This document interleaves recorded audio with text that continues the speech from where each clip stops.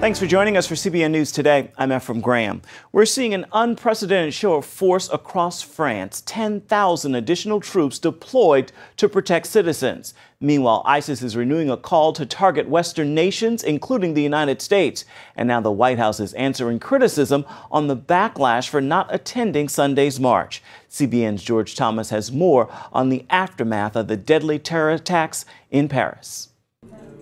Less than a week after the brutal massacre at the French satirical magazine Charlie Hebdo, those who survived the attack are speaking out for the first time. There wasn't a day we didn't receive death threats, but no one could have imagined that our team would be decimated with a Kalashnikov. The staff is working around the clock to finish their next issue, but it has not been easy. We lost 8 people.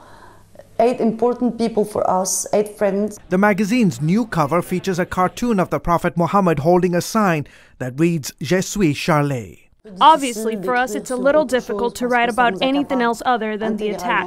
With a tear running down the Prophet's face, the caption on the cover in French reads, Tout est pardonné. In English, all is forgiven. Some 3 million copies will hit newsstands on Wednesday.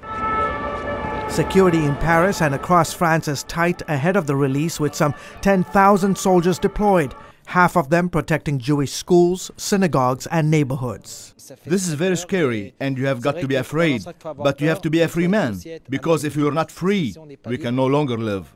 Authorities say as many as 6 suspects in last week's attacks may still be at large. Meanwhile, a propaganda coup for the terror group ISIS. Its sympathizers reportedly took control of the Twitter and YouTube sites of the U.S. military Central Command, the lead agency fighting the ISIS terror threat. Hackers renamed the Twitter feed Cyber Caliphate and posted several threats, including this one: American soldiers, we are coming, watch your back. Hackers also uploaded ISIS propaganda videos and posted the names and addresses of generals. Hours after the attack, the Pentagon played down the incident, calling it cyber vandalism, but the FBI is investigating the incident. As some of the bodies of those killed in the Jewish supermarket arrived in Israel for burial, the White House admitted it should have sent someone with high profile to Sunday's massive anti-terrorism rally in Paris. More than 3 million people took part in the rally, including 40 world leaders. George Thomas, CBN News. The manhunt for other members of the Paris terrorist cell is stretching out across Europe. As George mentioned, authorities are concerned that 6 possible co-conspirators could still oppose a threat. Today, authorities in Bulgaria arrested a French citizen who may be linked to the 2 brothers who attacked the Charlie Hebdo newspaper. The 29-year-old suspect was arrested under a European warrant citing his alleged terrorist ties. And French police are still searching for a man who was seen driving a car registered to the widow of one of the gunmen. Turkish officials say that widow has escaped to Syria. Dr. Rick Sacra, one of the American doctors who beat Ebola last year, is going back to Liberia, the same place where he contracted the deadly virus. Sacra plans to spend several weeks helping overworked colleagues in the missionary hospital where he worked for years.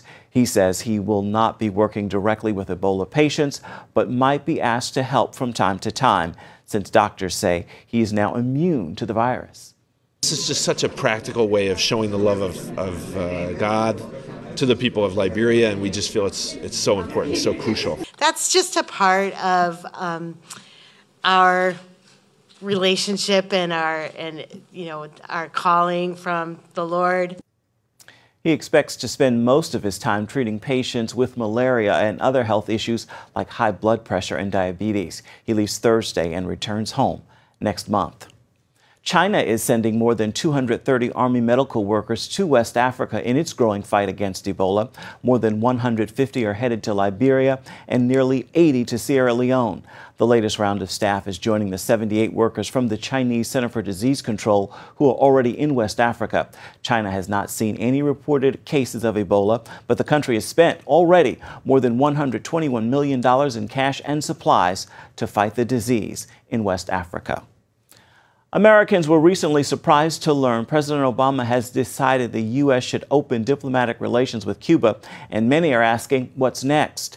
After 5 decades of Cold War isolation, will the Cuban people experience new opportunities, including new religious freedoms? Our Heather Sells reports on this. Today, the United States of America is changing its relationship with the people of Cuba. In the most significant changes in our policy in more than 50 years, we will end an outdated approach that for decades has failed to advance our interests, and instead, we will begin to normalize relations between our two countries. The president's dramatic announcement in December has brought hope to Cuba, and especially to believers. If the U.S. ends travel restrictions for Americans, that could mean more Bible training for the Cuban church. This news has gotten us excited, hopeful. For many years, getting a visa has been complicated for foreigners, and specifically for North Americans, to come and share in Cuba, to train groups of churches, pastors, missionaries. In an exclusive interview with CBN News, Miami-based Teo Baboon said the U.S. policy change brings a new opportunity. We're quite excited about it, and we believe that this is a new paradigm for the church and for religion in general in Cuba. We think that the church will now be challenged to emerge as one independent, holy, and passionate for Jesus Christ. So a smooth transition is possible, and we've been praying for this for a long time. But while some church leaders are optimistic, they are also concerned about unwanted imports. We want the church in North America to pray that the U.S. and the Cuban government will give priority to discussing religious freedom.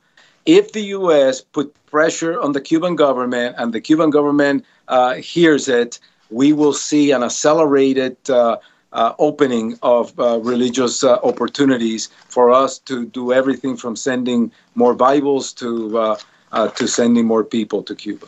In that way, the return of the U.S. Embassy in Havana could promote a ripple of positive changes throughout the island. Heather Sells, CBN News.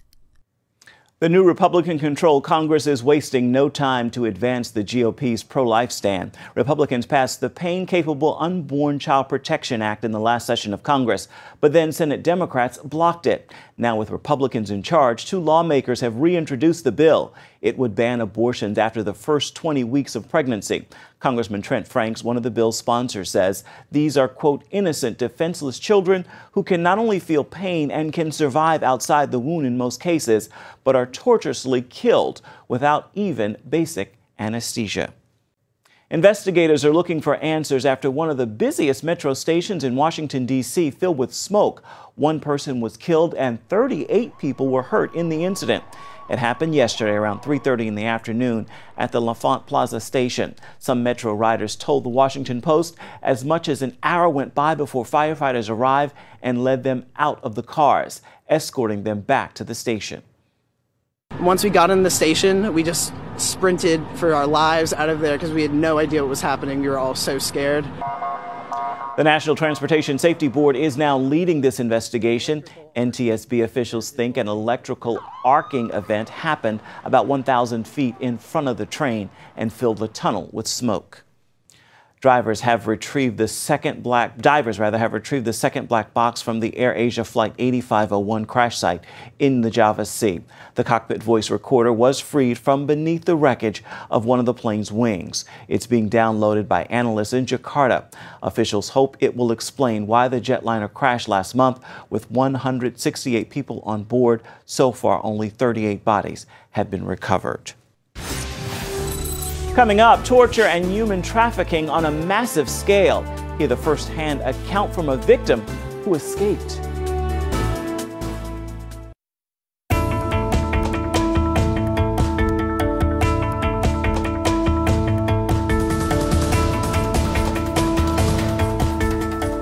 Ousted Egyptian President Hosni Mubarak may soon be released from prison. An anonymous official says Mubarak has the right to walk free after the country's top court of appeals ordered a retrial in a corruption case against him and his two sons. Mubarak has already been cleared in the killings of protesters during Egypt's 2011 uprising that toppled him. The official says paperwork is being processed for Mubarak's release, but would not give the details of when that could actually happen. Our next report contains shocking stories of unspeakable horror, so viewer discretion is strongly advised. We're talking about the trafficking of humans on a massive scale, along with the most inhumane, grisly torture. This trade brings in millions of dollars, and it's no secret. And as Chris Mitchell reports, it could be stopped, but no one has dared. By that time, I had lost sense in both of my hands. It was the result of the accumulated torture, but mainly because both of my wrists were tied up so tight and I was hanged up from the ceiling for 3 days. He's just one victim of a widespread modern-day slavery, kidnapping, and torture trade in the Sinai Desert. You can find many pictures and videos of this horrible practice on the internet. We call this Christian man from the African country of Eritrea Philip, but that's not his real name. We covered his identity for his protection. In some cases, we were tortured just because we were Christians. Sinai was always a place for human smuggling, but since around 2 years ago, even a little bit more, it started to be also a place of human torture. Shahar Shoham is with Physicians for Human Rights. They've documented more than 1,300 cases of torture in the Sinai. Those survivors, like Philip, made it to Israel. But most of the torture cases are not documented. They torture them in horrible methods, like hanging upside down from the ceiling, like using electric shocks, like burning them on their bodies. The story begins in Eritrea, where many like Philip fled from its brutal dictatorship. He traveled to a UN refugee camp in Sudan. There he was kidnapped by a Bedouin tribe. They transferred him, along with many others, through Sudan, Egypt, and all the way to the Sinai Desert and their torture camps. What happens next in these camps is diabolical. What they do is make you call your family and ask them for the money. Usually they would do the asking. What they would do is they would say, you either send this money, or it could be enough, your brother would die, or your father would die, or your son would die. It depends on whoever's picking up the phone. And while you're talking to your family, they would pour molten plastic on your body so that you would scream, and perhaps they would thought that might persuade our families to pay or collect the money faster. The tribesmen demand what for most poor Eritrean families is a king's ransom. The ransom fees right now can go up to $40,000 for an individual and even $50,000. And until the ransom fees will not be paid, the people will not be released. The financial burden on the families is devastating. Sister Aziza is a Catholic nun from Eritrea and based in Jerusalem. She interviews many of the Sinai survivors. People are destroyed psychologically, physically, because of also that, because they know what happened to their family and how they are living. But many do not make it out alive. Many with Philip died. Yet the torture and the dying go on. We talked with a 35-year-old Eritrean woman named Sagan while she was still in captivity. She was 5 months pregnant. The kidnappers give them cell phones so they can call their family and friends to beg for money. Maron Estefanos, an Eritrean human rights activist living in Sweden, arranged our conversation. We talked via Skype linking Sweden, Jerusalem, and the Sinai Desert. It was sobering. You could hear the strain in Sagan's voice. They're asking for money every minute. They hit us. They would make them lie down in the floor, and then they would hit their feet and melt with melted plastic bags, and also so that way they cannot stand, because they would torture their feet, and at the same time, she said, every day they hang them like the way they used to hang Jesus Christ. A majority of the Eritreans, like Sagan and Philip, are Christians. Many don't survive. There are around 7,000 people that went through these torture camps and 4,000 that died. Those are huge numbers, and I don't think the world needs to keep quiet about that. Philip miraculously survived and made it to Israel, where he received life-saving medical treatment. The location of these torture camps is no secret. Their location and whereabouts is known already to many high officials. But so far, the government of Egypt hasn't done anything about them. The only way out of this problem is for the international society, for the international community to put pressure on the Egyptian government to release these victims, to stop these human traffickers. Majed El-Shafi, a human rights activist, believes some of the American financial aid to Egypt could be used with conditions to help these victims. Every American listening to us right now, not only Americans, anybody in the world, you can make a difference. You can contact your congressman, you can contact your senator, you can show them that you care about these issues. If you send an email or fax or you make a telephone call, you can save a life. Chris Mitchell, CBN News, Jerusalem. Up next, little Willie Myricks was kidnapped in his own front yard and he was scared. See what God showed him to do that helped get him free. The story's next. Willie Myricks is a little guy, only 10 years old, so he was the perfect prey for a kidnapper. But Willie had a powerful weapon on his side, a gospel song. As Charlene Aaron reports, that song led to a worldwide testimony about Willie's faith and God's awesome power.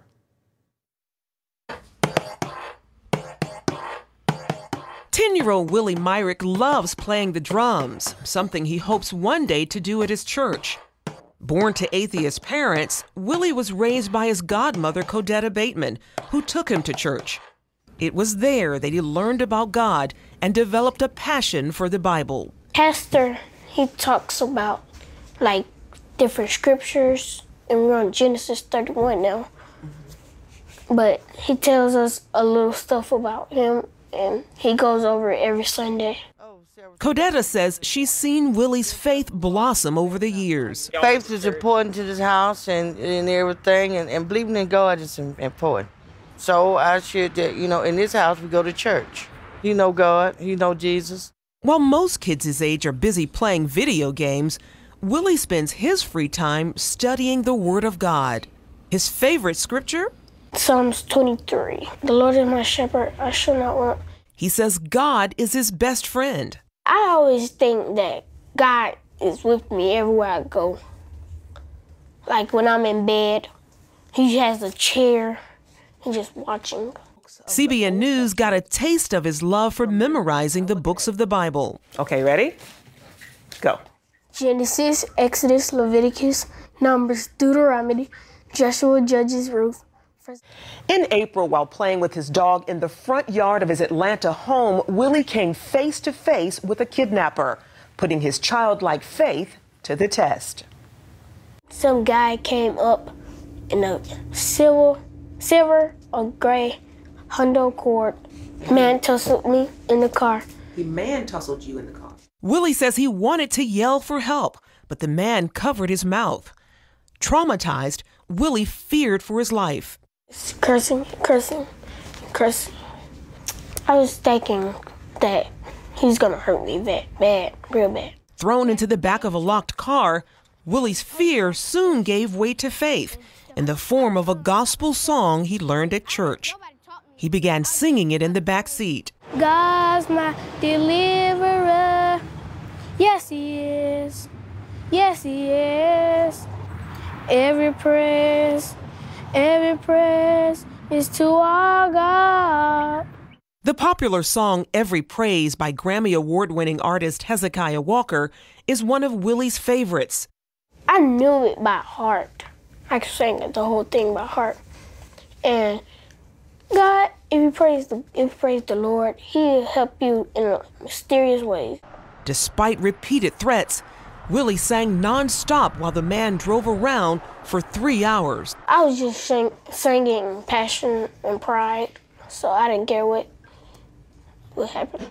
Agitated by the constant singing, the man eventually let Willie out of the car. He was shaken but unharmed. I guess he was mad, so he dropped me out. Willie ran to a nearby home and called his godmother. Police have no leads in the case, but have released this sketch of the man who kidnapped Willie. While she rejoices over his safe return, Willie's godmother continues to pray for the capture of the kidnapper. He need to be caught. He got to be caught. Willie's story made headlines around the world, leading to talk show appearances like Arsenio Hall. He even got the chance to perform his song of deliverance with Walker. While he's enjoying being in the media spotlight, he says he's just an ordinary kid who serves an extraordinary God. It really doesn't matter to me. As long as I still have Jesus and he's still working, doing his little magic. Well, it's not magic, it's just power. Charlene Aaron, CBN News, Atlanta. Exercise can help keep you young even as you get older.